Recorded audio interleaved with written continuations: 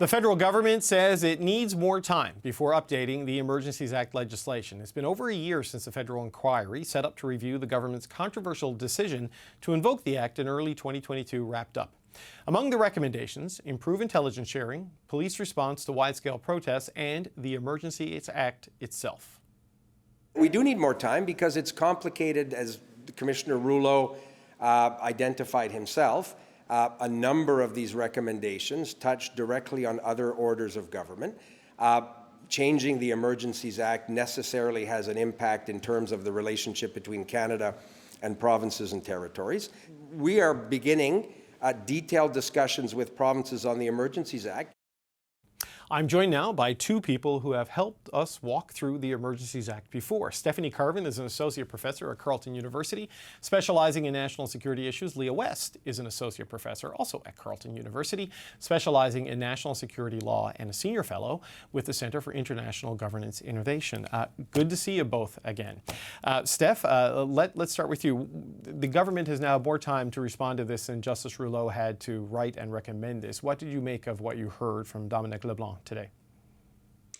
Dominic LeBlanc's remarks were more interesting than the report he submitted, or that was submitted in terms of the response, which overall I think was underwhelming, right? A lot of the responses, oh, look, we're already doing so many of the things that were recommended. A lot of it was, well, this is provincial jurisdiction, we're not going to respond. There was some stuff in there for us national security nerds, perhaps. There was some discussion of bringing in, or developing open source intelligence capabilities. This was something that we talked about during the Public Order Emergency Commission because the government really struggled with how it should be ingesting large amounts of social media data that, which is basically how the convoy functioned. So that's good. But other than that, there really wasn't that much in terms of excitement to be had in this report. No, Leah, the response was kind of a stay tuned, right? Because one of the recommendations from the judge was to have a look at the definition of what is a national emergency and the confusion about whether it should be the definition in the CSIS Act and whether that applies to the Emergencies Act and whether it's appropriate given that it's 40 to 50 years old. And there's no movement necessarily on that, just a promise to consult. What do you make of it being at the consultation stage more than a year after? Well, it's not even at the public consultation stage. It's internal to government. The government actually did launch at the end of 2023 a consultation on the CSIS Act, which and other amendments to different acts having to do with foreign interference. And a lot of people noted at the time, hey, where is the question about amending Section 2 of the CSIS Act or the Emergencies Act? It just wasn't a part of that package. And so, we heard from the minister today about how there's proposed legislation that will move forward later in the year. And my understanding is it's on the stuff that we saw in that consultation that terminated in February, and it didn't include anything that had to do with the Emergencies Act. And if you do want to have public engagement or public consultation with experts on that element of things, there's still quite a ways behind that. So I get the sense that coming up with a solution or reforming the Emergencies Act is simply not a priority for this government based on what we've seen to date. So, Steffi, you said that you found what the minister said more interesting than what the government wrote, because they had to give a written submission to Justice Rouleau in response to his recommendations. What the minister said today is, I'm going to guess this is what you're maybe talking about. I will be announcing, I hope, in the coming weeks, might be in the budget, direct measures to improve criminal intelligence services' ability to share with policing partners, the idea of embedding in sort of a unified command structure the presidents of the Ottawa Police Services, because they deal with all of, the protests that happen on the doorstep of Parliament Hill every year. What did you make of that direction, that signal from Dominic LeBlanc? Well, it's something I think we've been waiting for some time, which is moves to improve the national security community in this country. I mean, we've talked about the convoy. There's also the foreign interference inquiry that's happening, and Leo's right. I mean, there's not a lot in here that's talking about the Emergencies Act, and I don't really see a huge appetite to really do much about it. But what both of these crises really identified was problems with the way information's flowing, problems between federal and provincial jurisdictions, all these other kinds of issues. And hopefully some of the reforms that may be coming will help deal with some of the issues that have been in this kind of series of national security crises that keep bringing me onto your show, David. Right. But just to stay with you for a second, and we do appreciate when you come on, just to stick with you for a second, Sam, because they are talking about this review of national security legislation, right? To allow more public disclosure to even non-governmental people, and they're kind of tying the issues from the Emergencies Act moment in time with the issues from the foreign interference intelligence to evidence issue that is still ongoing, and almost like lumping them together as a path forward to maybe try to fix both. Is that how you see it? Do you think that's an effective way to do it? Yeah, I mean, we should be clear, like the issues that cause the convoy and the issues around foreign interference are separate, and Yes. we should consider them as such. But that being said, I mean, I do think there is this kind of broad context here, which is a creaking national security set of laws and legislation and infrastructure that's no longer meeting the challenges of the 21st century, right? And this is something that the service has been saying for some time.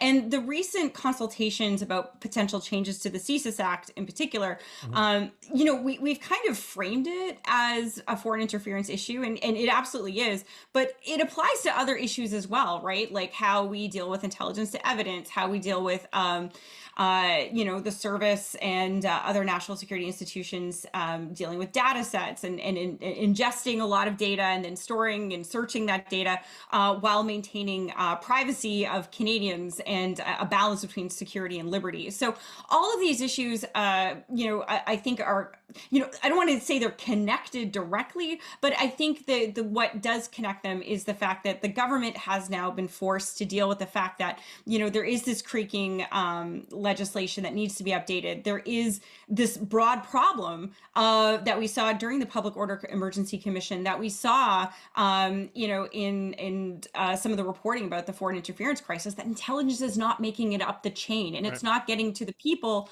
who can actually do something about it. And that's a really big problem. Right. So, Leah, no matter which crisis sort of exposed the deficiencies in the system, the deficiencies are in the system. And they seem to suggest that they're going to use sort of like both as a pathway to try and to fix it. What's your view on the options they've spelled out there? I suppose the way the whole report reads to me doesn't really look like there is a strategic whole of government effort to deal holistically with the crises and the issues that Stephanie just mentioned that led to the convoy. And there's a lot of different ones that are involved in the Public Emergency Commission there that are entirely separate from foreign interference. There is overlap, but there is a lot of different issues. And rather than actually seeming to have a whole of government or someone responsible within government for working their way through the recommendations with a task force to see how to deal with these things on a whole of government basis to deal with these crises, it seemed like responding to this was rather a checkbox exercise. Okay, what are we doing that we can say is responsive to this recommendation? What are we already doing that is responsive to this recommendation? Rather than, okay, we've had this crisis, let's look at the whole system as the commission did and figure out how to fix it as, Team Canada, or at least Team National Security.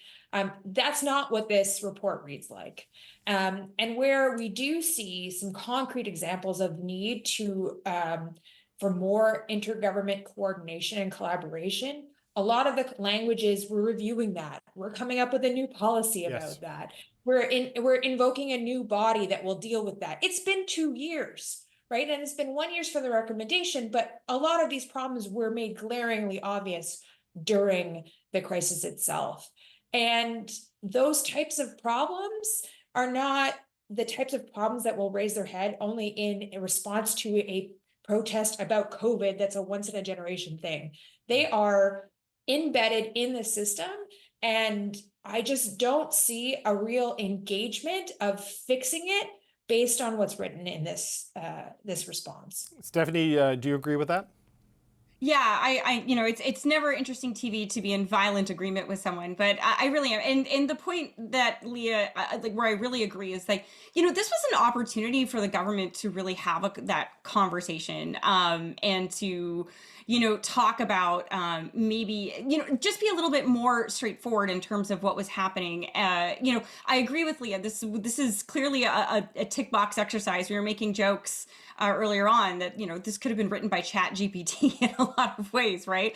There's just not a lot of substance there, and this was an opportunity to have a conversation about where all of this is going, and instead we're left with a really boring document that I agree kind of leaves the impression that 2 years on, we still really aren't seeing a lot of movement. We're getting a lot of promises. We're getting a lot of stay tuned, but we're beyond that stage now. We should be seeing, some ideas on the table, and let's have a discussion about those ideas, not this kind of sad response that really, it was mandated, but could have really been so much more, could have been a really much more interesting document about what needs to be done, how to update it, and really engage Canadians in the conversations that are, if legislation is introduced, that in those conversations that need to be held. So Leah, one final question for you, because there was a suggestion, an explanation as to why it is stay tuned on some of the key things with the legislative changes, because while the government got the verdict it wanted from Justice Rouleau, it did not get the verdict it wanted from the federal court, which ruled that it was overreach and it was inappropriate, and they've appealed that. So the argument was that we can't say some specific things because we have a litigation before the courts, and we don't want to agree to anything, I guess, that could compromise that position. Is that a valid argument from your point of view? It's certainly a cautious one, and again, fills the tick box for dealing with that recommendation, but I don't think it's fully legitimate because we've heard from this government and from everyone that, the Emergencies Act never been invoked, was created in a time where we had different concepts of national security threats and emergencies.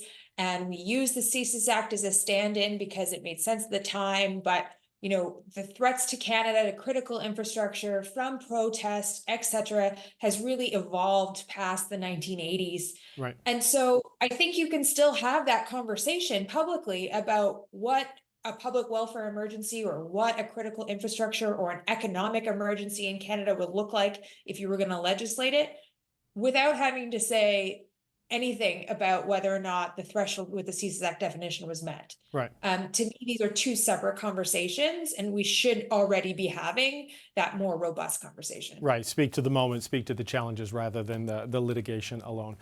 Gang, always appreciate it. Stephanie Carvin, Leah West, thank you so much for being here today.